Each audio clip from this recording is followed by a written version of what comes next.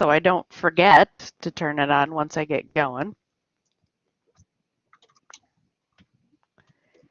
And hi, Nahal. Nice to see you. Well, see your text.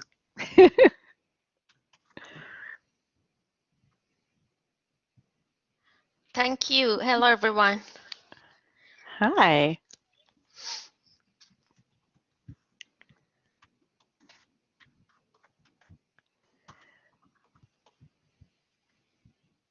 And so for those of you that are here already, this is going to be really informal, really discussional. You know, we want to have some dialogue and hear from our panelists about the One Button Video Studio, but also be really open to questions. I think most of you know how this works, but if you can hear me, and it seems like everybody can, then we're all good to go. But for those of you that might have just entered the space and you can't, hopefully the visual in front of you is helping with that. At the bottom right-hand side of the screen is our Collaborate panel, purple with a couple carrots. You can click on that and you can try to set up your camera and microphone. That's can be something that if you want to ask a question and use your microphone, you can do that. You can also see who else is in the room. So just looking at maybe a friend that you weren't expecting and now they've joined the session, it's kind of nice to see. And then probably the most frequently one used is that text chat bubble in the bottom. That is for texting with other people in the session. If you do want to ask a question, and again, we really encourage questions in this session, just raise your hand. There's an icon at the bottom there, and then you can go ahead and turn your microphone on. It's nice to kind of toggle the microphone on and off, just so that I think Jen, she had her dog barking in the background, and so if you are not speaking and you turn your microphone off, it kind of cleans things up a little bit. But let me just sort of get things started officially. Welcome to our panel discussion on our One Button Studio. Thank you everyone for joining me this afternoon, and our panelists, I just appreciate them so much, and I'm excited to hear what they think of the One Button Video Studio. I will be the moderator. My name is Tracy Miller, and I'm the Assistant Director in the Center for Innovative Teaching and Learning. We have three panelists with us today, Cass Young, Judy Satakanarina, and Jason Underwood. And I will let them just do a quick introduction of themselves, and we'll do it in the order that they are on the screen. So Cass, tell us a little bit about yourself. Sure, my name is Cass Young. Can you hear me okay? I am the director. Can you guys hear me? I'm sorry. We can. Okay, so I'm sorry. My name is Cass Young. I am the Director of Alumni Relations at the College of Business, and I think my job involves deepening alumni engagement with the college, and I do it in three ways: through programs, through communications, and through events.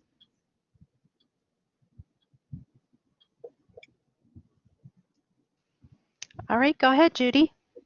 Oh, I just couldn't see where we were at. Great. My name is Judy Santa-Caterina. I wear a few different hats at NIU. My primary role is I'm the director of the Bachelor of General Studies baccalaureate degree program in the College of Liberal Arts and Sciences. I also am and have been for many years NIU's speech coach, the forensics, director of forensics, speech and debate coach. And I also teach on occasion courses in my old department as adjunct faculty in the Department of Communication. And I have used One Button, as has my husband, a number of times. So I'm glad to be here. Welcome. Go ahead, Jason. Sorry, I had a microphone glitch there. Jason Underwood, I'm the Director of Instructional Design and Development for the Center for Innovative Teaching and Learning. All right, so we're going to kick things off, and I can see Alicia's joining us too, so I'm excited that she'll be hopefully tapping in shortly. But I'm going to start things off by just saying, you know, we're excited here at CITL. We opened this One Button Studio. You know, it was kind of a COVID response, recognizing that folks would really benefit for a studio like this. But I'm going to kick it over to Jason to tell you a little bit more about the studio and why you might want to use it. All right, so if you're not familiar with the One Button Video Studio, it's really designed to be a very simple way for you to come to a space and in as simple a way as possible, record some video, potentially against a green screen, potentially integrating your presentation materials if you like. So here are some of the things that you can do with the video studio, anything that you could imagine a studio style video might do for you that you can do without a production team. So course introductions, short lectures, practicing or recording conference presentations. We've had a couple of those. Anything that requires green screen video. So if you have a production team or someone who's able to help you with some post-production on your video and you want to record with a green screen, that's something that you can do with the One Button Video Studio. Most of the work that we've had done in the studio so far has been in the first kind of couple categories there, course introductions, short lectures. Furkan from the College of Business is on this slide. He's used the studio pretty extensively for recording lectures through this remote teaching period.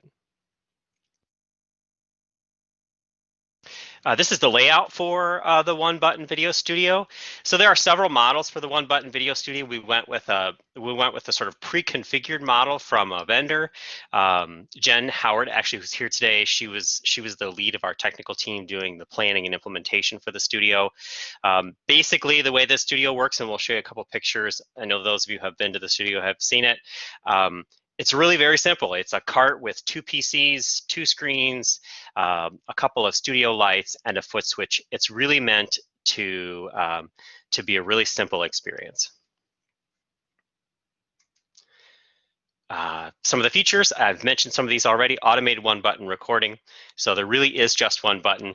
There are a couple of steps. Of course, you have to insert your flash drive, you have to prepare for your presentation and so on. But to start and stop the recording, there's a floor button that you step on to start and a floor button that you step on to stop. So optional green screens and backgrounds, there are actually some upgrades that are coming to those as well. You can integrate your presentation into your video or not. So you can record just studio style video if you like, or you can integrate your presentation in several ways. You can integrate a logo into your video. And then in the room, I'll show you a picture in a moment, there's a listening and uploading station so that you can preview the video that you produced with the One Button Video Studio and even upload it, say, to Kaltura or somewhere, or to OneDrive, if you'd like to do that right in the room.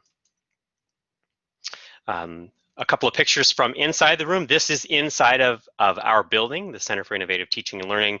If you haven't been to our building, it's between the library and the parking deck. So this is inside of what would have normally been an office. So it's a relatively small space. It's a studio space. It's kind of the size that the One Button Video Studio is designed for. You can see on the left-hand side, you can see what is the green screen.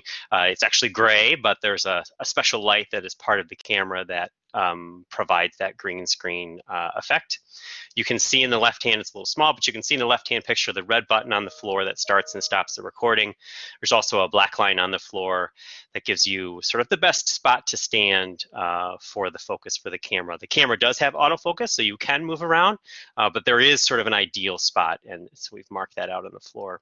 The middle picture is a picture of the recording and review station. So it's just a laptop where you can pull your flash drive from the One Button Video Studio with your completed video, go over, take a look, take a listen, upload that if you like. And then on the right is a little shot of the studio stand itself, so you can see the two screens. Lots of the instructions are on the screens. After we have some questions from some questions for our panelists, we'll go through quickly what that looks like, what the sort of whole process looks like. Tracy, back to you. Yeah, thank you. So this is the panelist portion, the really interactive portion. So I know that our panelists will kind of respond to these questions, but they'll also be available to respond to questions that you might have. I'm going to keep my eye on the text chat area so that our panelists can kind of focus on the stories they want to tell. But let's start things off by saying a little bit about how you use the One Button Studio and what kind of content you created for it. And Judy, I see your camera's on, so why don't you start? Oh, sure. I'd love to. Actually, I'm going to include myself and my husband because we both have used the studio.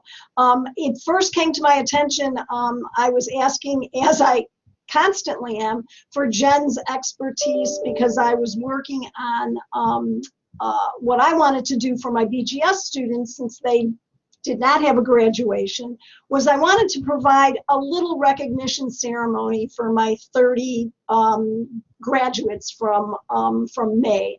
And Jen said, well, we've got this new thing. It's called the One Button Studio.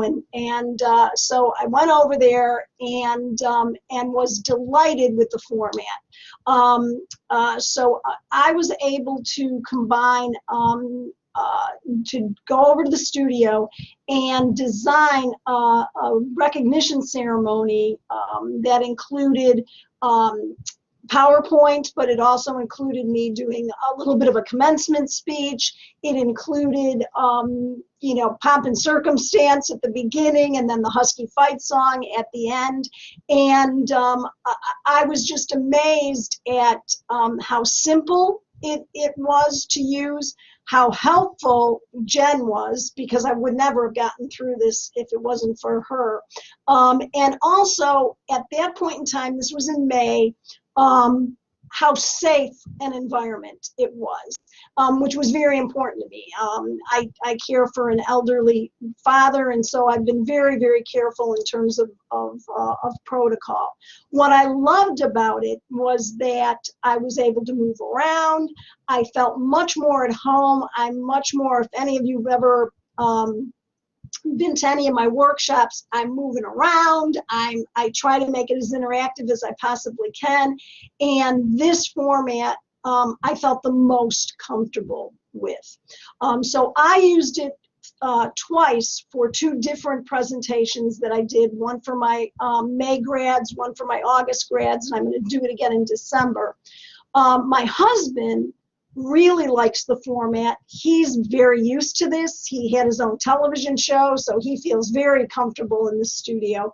He created introductory videos for all of the 4 classes that he teaches, and was able to upload those before the semester started.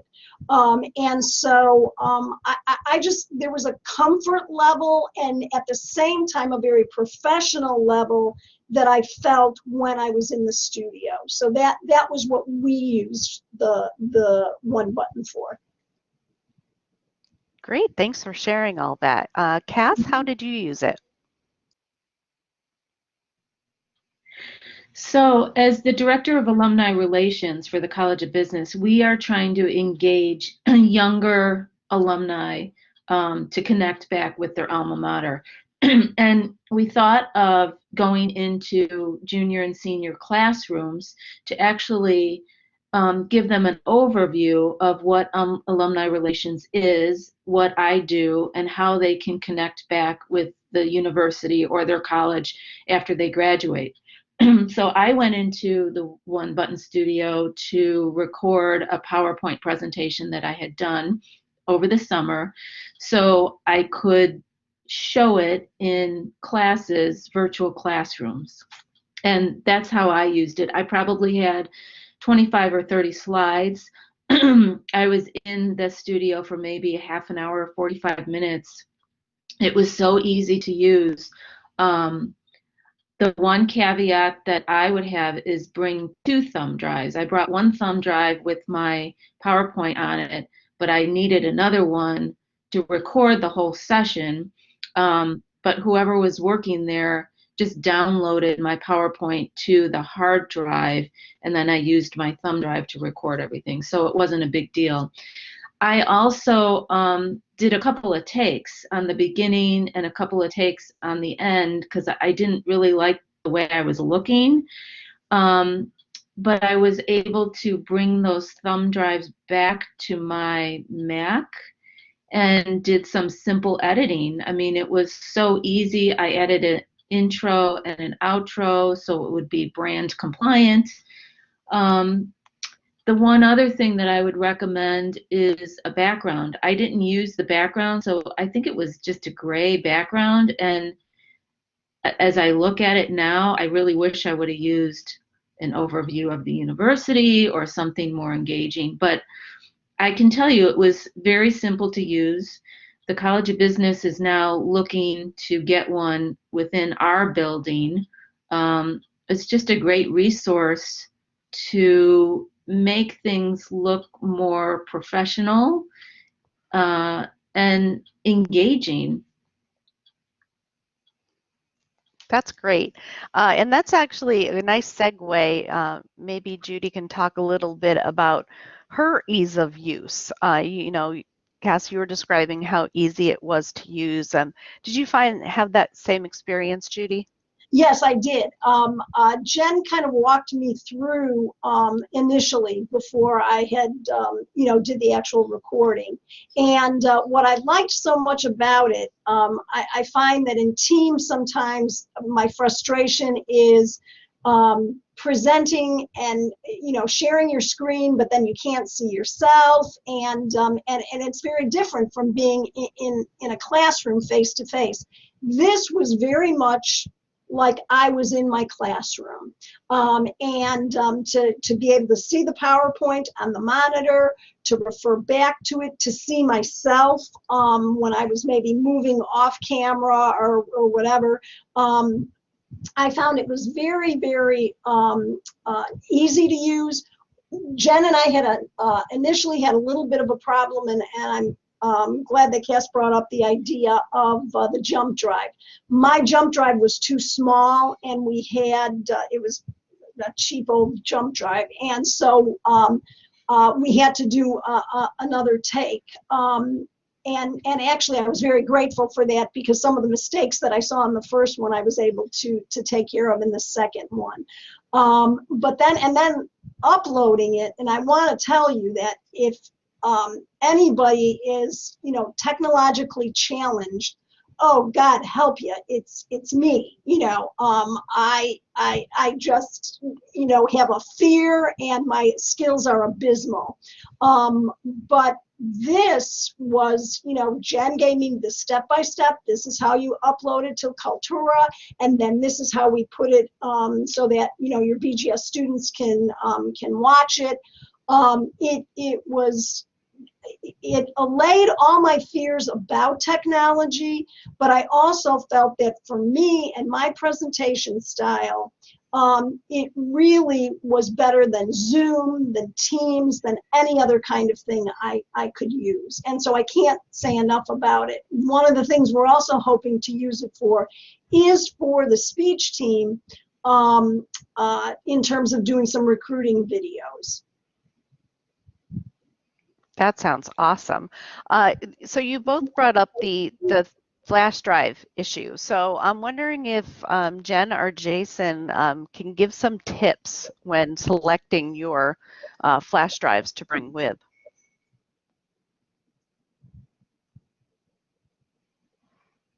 I'm putting them on the spot. Jason can do it because he bought we got the last ones out, and you're on the panel, so you can go ahead and say it. All right. So In terms of flash drives, there are two issues. One is to make sure you have a flash drive that's big enough. And so on our, I'll direct you to our Cital page so you don't have to remember these details later. But on our support page, there's a bit about flash drives. So if you plan to use the Studio, there's a specific kind of flash drive or a specific size of flash drive we'd recommend. And then so you have to have enough sort of space on your flash drive to record the video. And it can be between, depending on what you're doing with presentation materials and the video in the Studio, it can be around 1 to 2 gigabytes per 15 minutes of video. And so what that means is, if you plan to do a 30-minute video or so, you need a flash drive that's at least 4 gigabytes. So you don't want to bring, sort of the flash drive that you got at a conference a couple of years ago. You probably want to go out to Walmart or Walgreens or whatever and grab a new sort of big flash drive. A 16 gigabyte flash drive would do just fine. The second issue is related to a limitation of flash drives themselves, or a limitation to the file format that is commonly used for flash drives. And there are sort of two pieces to that. That issue only sort of rears its head if you record a video that's longer than 45 minutes. So if you record a video that's longer than 45 minutes, the file format that comes stock on any flash drive is not built to handle single files that are bigger than 4 gigabytes. So if you bring a blank flash drive and you plan to record longer than that, then we can help you format that flash drive when you come to the correct format so that it can handle those larger videos. So there's really two solutions to that problem. One is if you have a big enough flash drive and you don't plan to record anything longer than 45 minutes, then you're going to be in good shape. You could record 3 or 4 or 5 shorter, 10 to 15-minute videos without a problem. If you do plan for some reason to record something that's 45 minutes or longer in a single video, then just make sure you bring a big blank flash drive, and we can help you with the rest. Does that answer the question, Tracy? It sure does. And I know I have the slide up now about running into any hurdles or complications, and I think the flash drive is something that you just sort of need to be prepared for. One of the other things that I've experienced is if your recording does sort of go beyond the capacity of the flash drive, sometimes it ends up on one of the computer stations. So Jason, can you talk a little bit about how we've sort of troubleshooted that? Oh, I think you're on mute. Of course. So that's sort of the fail-safe. And so one of the things I didn't mention that one of the panelists mentioned was we often do have people who bring just one flash drive. They bring the flash drive, their presentation is on the flash drive. We can deal with that. Like the panelist said, we can drop the presentation on the presentation side, on the presentation PC, and use the same flash drive on the other side. The only caveat to that is if you're in that situation where you need to record longer than 45 minutes, then we may need to format that flash drive, and you don't want to format a flash drive that you have stuff on that you need, of course. So that was one thing I forgot to mention. And then Tracy is asking about sort of the fail-safe. Whether you bring the correct flash drive or not, the recording will always record to the computer. So if you show up and your flash drive is too small, or you don't realize that you're going to talk longer than you planned, and you end up exceeding the storage capacity of your flash drive, it's not a big problem. It's stored on the One Button Studio PC. We can just get another flash drive. It stays there for 30 days. So we get another flash drive, download the video to the flash drive. It's just the kind of thing, and it's one of the reasons that we like the review station in the room. It's a good idea if you have any question about whether your video was successful, plug that flash drive into the PC, the laptop that's in the room. Just take a quick look at your video.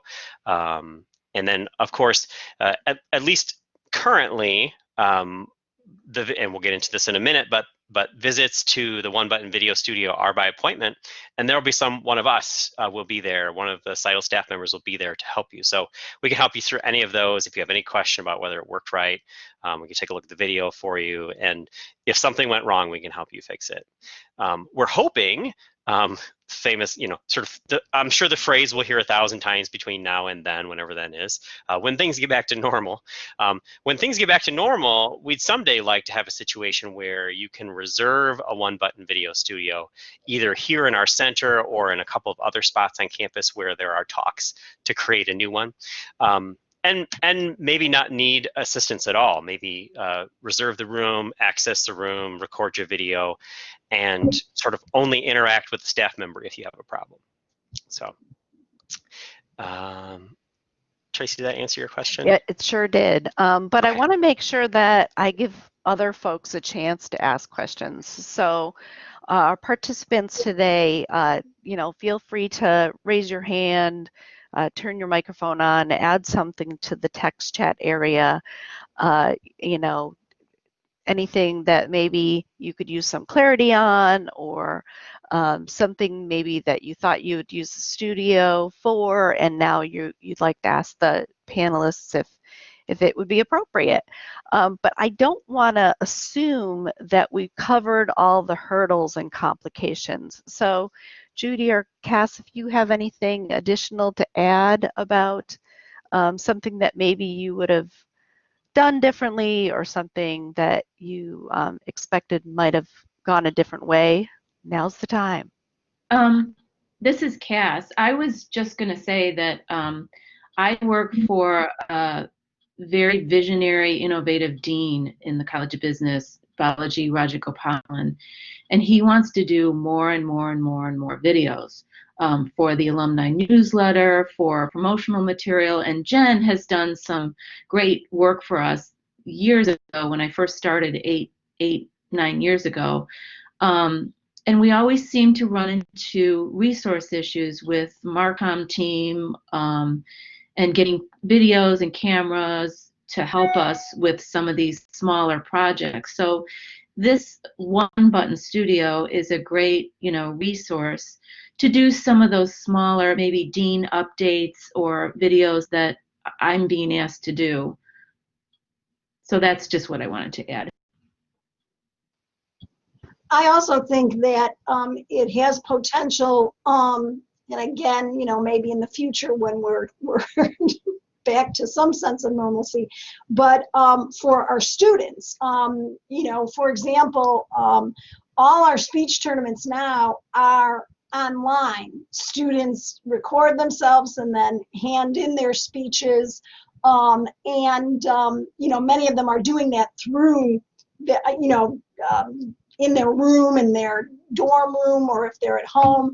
And I'm hoping that we're going to be able to utilize this for our students as well. The ease, along with the expertise, that you provide, is just invaluable. I think, and it's like I said, it to me, One Button is a much better modality, and it's finally, let's get away from Teams, let's get away from Zoom. I don't know, I feel it's much more interactive. It was nice to get dressed up. It sounds ridiculous, but I felt that my lecture and my presentation was much more energized because I was in the studio. Oh, that's really, really helpful to hear. Jason, Yeah, did you have agree with anything? that too. Go ahead, Cass. No, I was just saying I would agree with that too. It was nice to get out of the house and get dressed up and put on NIU colors, because I've been in sweat for 8 months. Right. Matt and I were in our regalia is actually what we did for the graduation ceremony. Both of us were dressed in our regalia, which added another, dimension to the recognition ceremony for my students. Yeah, and you talk about engagement. I think, when you're sitting on a Zoom call, there's not much energy there. But if you're standing and you're gesturing and you've got your NIU colors on and you're pointing to presentations, there's a whole nother dynamic and engagement level that you're providing. And I do like your idea of students using it. I don't know if that's part of the plan, but certainly, would be a better option than selfies and their cell phone.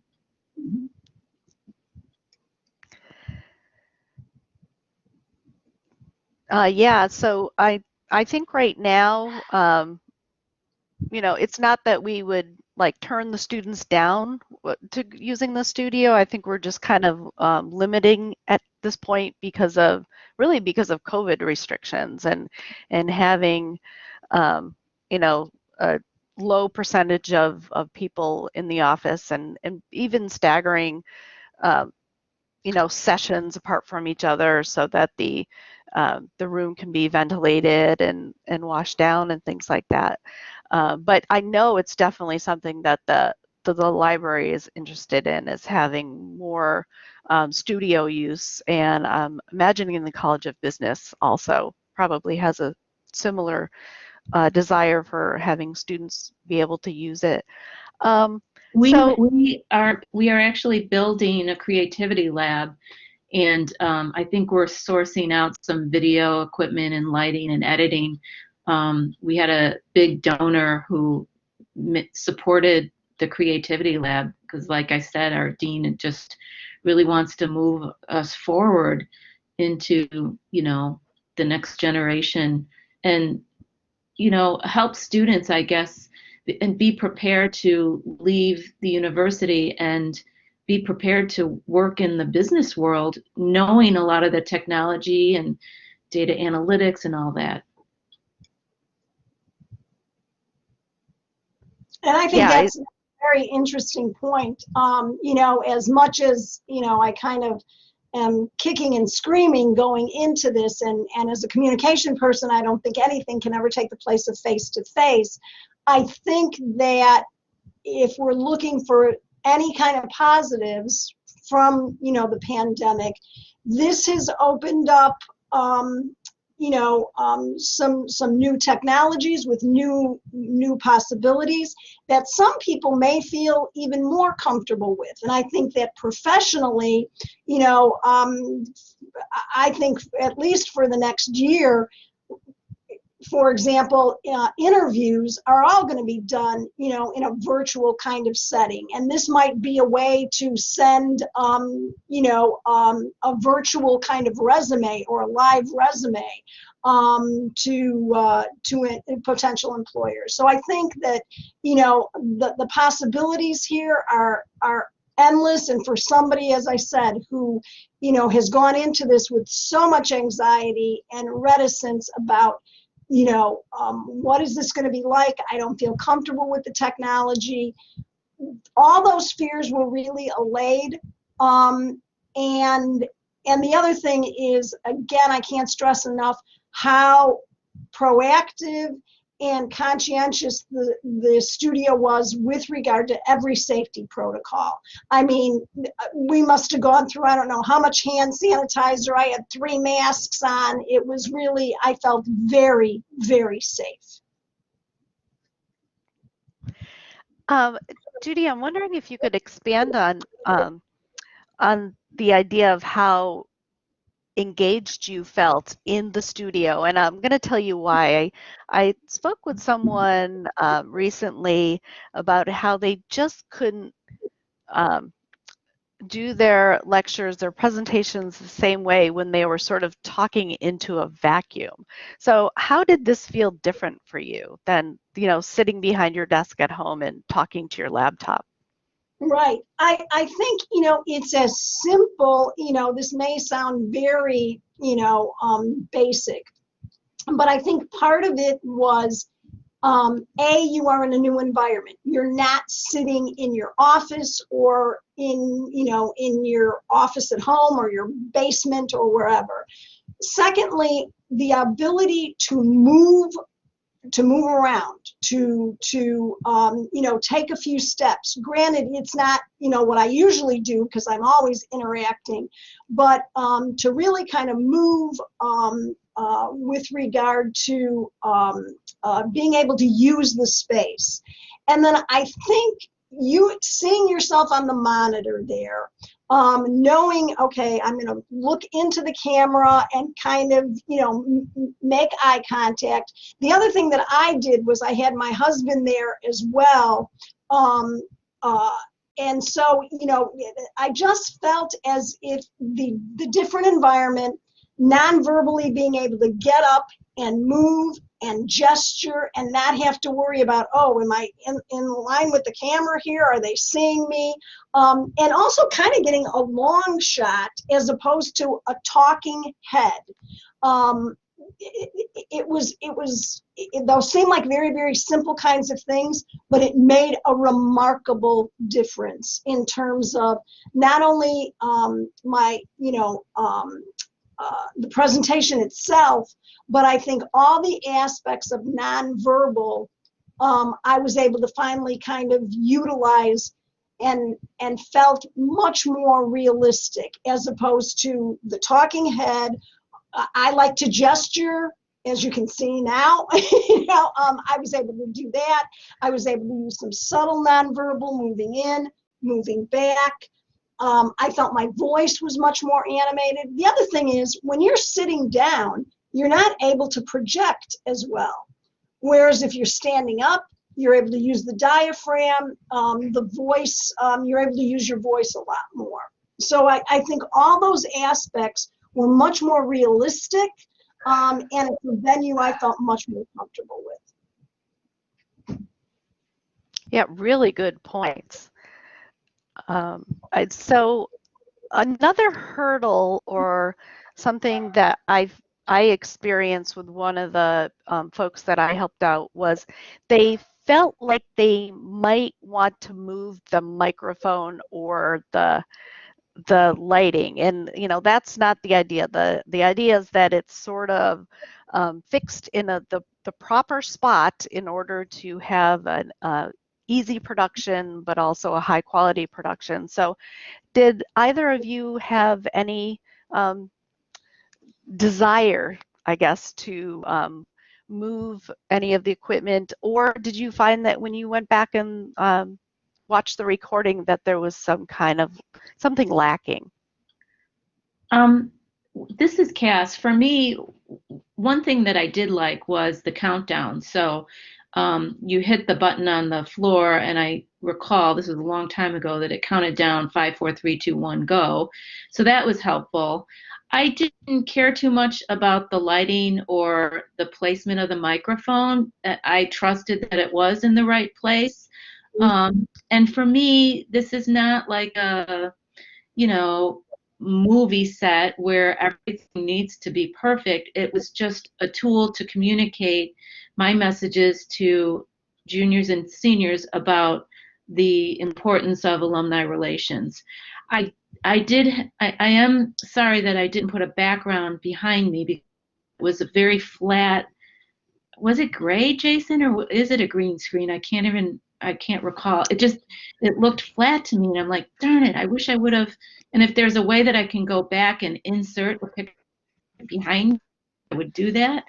So those were my thoughts. Yeah, I'll just jump in at if you don't choose one of the green screen options, either a plain green screen or one of the built-in options for backgrounds, yeah, it does give you that, which you can see behind for Ken. It gives you that gray. Is that what you see in your video, Cass? Yeah, that's exactly what I saw. And there were some pixelations with my shirt, like there were little green spots, and you had told me don't wear green, don't wear something. I wore black, but it was still, I don't know. like I said, this is not like an Emmy award-winning television show. It was fine for what I needed it for. Right. And it's another resource for me to do little short vignette videos for my dean and for promotional purposes for alumni. Maybe alumni can come in and talk about, something that they're working on. I don't know. I really enjoyed working with it. Yeah.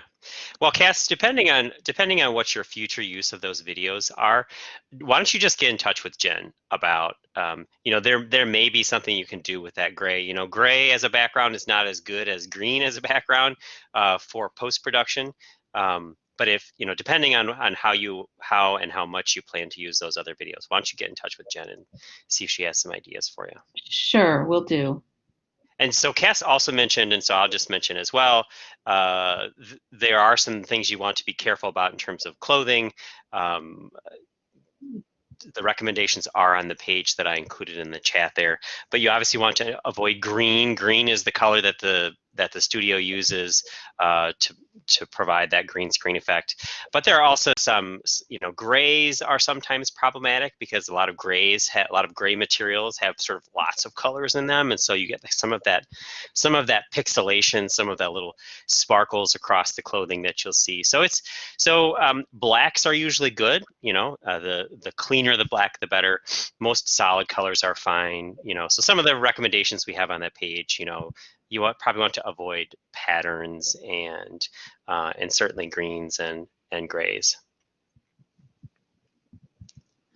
One of the things that I realized as we were doing this, actually the first time I used one button was when I did the workshop for the TAs, which I always have done for many, many years. Live, and it's always been an hour and 15-minute presentation, highly interactive. And and when I was asked to do it again, when Tracy asked me again, I thought, it now needs to be 15 minutes. Are you kidding me? And I need to do this on, virtually. How is that going to happen? And that was when I was introduced to one button, and I felt so much more comfortable. I still was concerned about getting it down to 15 minutes, but it was kind of ironic that I was talking about how do you do effective presentations, and I was worried about doing an effective presentation myself, and so it was really a very good learning experience for me. But I was also able to talk to the audience and say, this is brand new for me, and what I'm doing right now via one button is clearly an adjustment. And somebody sent me an email back. It was a graduate student in computer science, and he said, in political science, excuse me, he said, I really so much appreciated your presentation because it was nice to know that somebody else who's been teaching for a long time was as nervous as I was, and you allayed my fears. And so I think that was one of the other things that I think one button does, is it kind of creates a level of intimacy that you might not get when you're doing it on Teams. Well, and this is Cass. I just think that we need to be teaching our students and faculty members how to use this technology so they can move forward and do a nice, service and education for the students, the community. I just think nowadays people have to step up and learn this kind of technology. Yep. You've both mentioned at least briefly about how the audience is taking these videos and how it's being received, but any other detail now that your students have seen these, what do they say about it? Well, I think that, it depends on the audience. I was floored when I did get and delighted at the same time when I did get the response from the workshop. I think that the strongest response that I did get was for the recognition ceremony. the thing that was great about that was that students were able to go back to it, show it to their parents, show it to their children. You know, there's my name. There's, you know, there's my advisor. You know, and so the graduation one, I just got a lot of very, very positive feedback from. I think part of that was most certainly due in part because it was, you know, the only thing I could do for them because they didn't have a graduation ceremony. But still, you know, the workshop that I did, and I know that my husband, Matt Swan, got some very good feedback. I think that set the tone, these little vignettes that he did for every class for the semester, kind of starting out on a positive, energized kind of, you know, plateau there. So with regard to the 4 classes that he teaches. And for me, I was happy to record it once, bring it home, edit it, and then show it through multiple classes. So I don't have to show up for every single class to repeat the same PowerPoint. It was recorded once. The professor in the class can just show it. I do have a question for Jason and Jen too. If I need to update, like, can I insert a slide within the presentation that's different or updated version of what I already have? Does that make sense? Are you talking about adding just like one of your existing videos you have and then dropping a slide in that? You would have to edit that, I think, is Right. what. Yeah, but could I Right. do that? I mean, is that possible with this? I guess With the it one would be. button? No, you'd have to re-record it, right, Jason? I mean, because it doesn't have any it doesn't have any editing capabilities of itself. But if I have a finished edited product, You and I could go need tape a something- new version and in one button and then go back home and drop it in. Is that Okay. what you're saying? Yeah. I guess I could do that. Yeah. Yeah. Just curious. So I don't have the only thing that gets me is, you know, because I still have the jump cut generation and, you know, if your audio changes. So if you're trying to match recordings from 2 different days, especially if it's been a while, I mean, it's almost, you know, you're going to see a difference. So if it depends on what your irritation level is, right? So are you more irritated having to go back and record an entire presentation, or are you more irritated by watching a video that may not visually or auditorily fit within the rest of the video? So I would judge it on that. Okay, does that help? Good point. Okay. Yeah. Okay. Yeah, good point. All right. So, you know, keep those questions going in the text chat area, or if you have any comments, you know, just jump right in.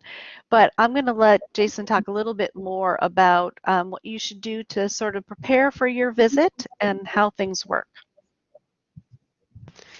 Okay, so I think we've covered most of this already, and this is also covered on the website. The website also has sort of a more expanded discussion of the COVID sort of procedures. But basically, if you want to record a video in the One Button Video Studio, you can just email us at that address, and we can set you up with a staff member on an by appointment basis. Again, someday we'll be back to the point where you can reserve the room and come to the room sort of in a more automatic way. You do need, we do recommend 2 flash drives so that you don't have to worry about the dropping the one and the other. But if you arrive with one, we can make it work. But knowing what I've talked about in terms of the size of the flash drive and the length of your presentation, if you're pretty confident you're going to stay under that 45 minutes, then all you need to worry about is bringing in a large flash drive to store enough video, depending on how much you're recording. We can get you a custom background. So we can get a custom background into the system for you. You saw some of the samples had that kind of overhead drone footage, NIU picture. But if you have something specific that you'd like in, as long as you let us know 2 to 3 days in advance, we can get your image loaded in as a background to the One Button Video Studio.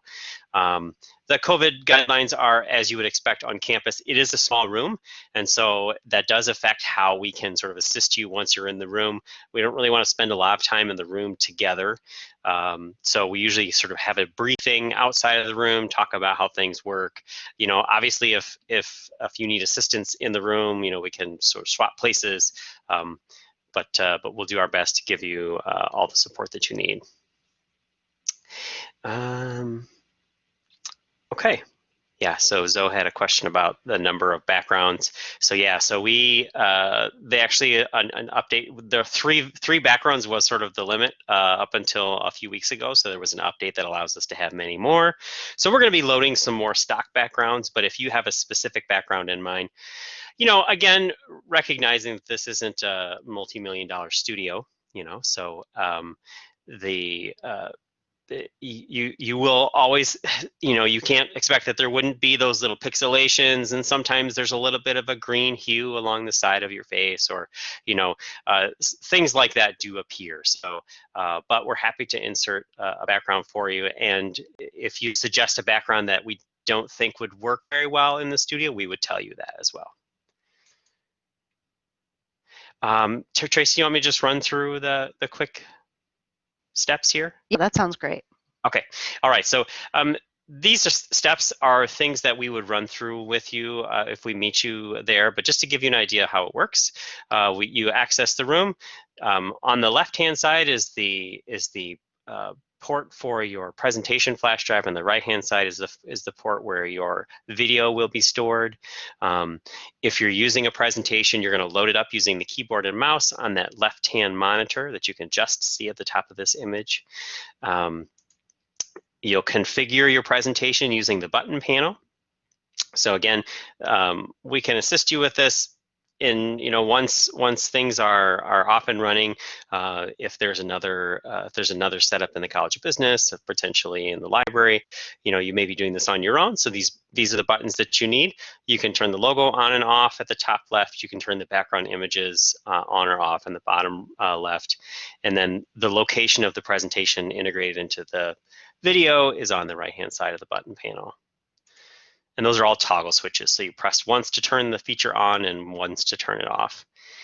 And then once it's all configured, you sort of arrange yourself. Again, the ideal spot is where the black tape is on the floor, but you can move around. But then once you're all set, you press that red button on the floor with your foot, and you get a countdown as someone mentioned, and it will count down for you, and you'll start recording. Same thing happens when you press stop. You'll get a recording stopped message. It will write the video to your flash drive. It will let you know when you're able to pull that flash drive out of the port. You can use the laptop in the room to review your presentation or upload it somewhere. If there's a problem with your presentation, you can certainly ask a staff member to take a look at it for you, and then upload it if you like. And that's it. Any questions about that process, about the way that the One Button Video Studio works?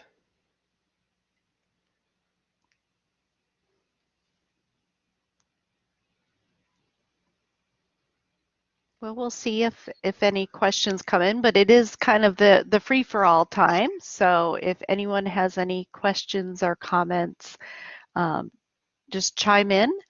But I want to make sure that as we are in our last few minutes of our time together, that I really thank our panelists for being here with us today.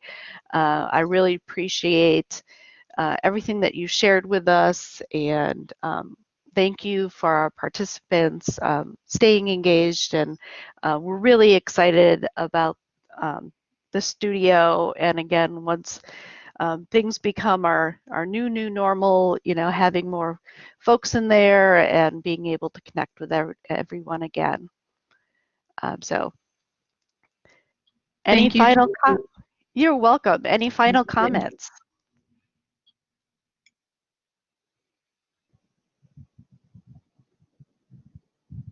I just want to thank you for the opportunity again to share. It's I can't say enough about it. I think, and I'm glad that when Tracy asked me to talk about it, it's something that I've talked to my colleagues about and shared just as another great resource to help our students and to help communicate more effectively.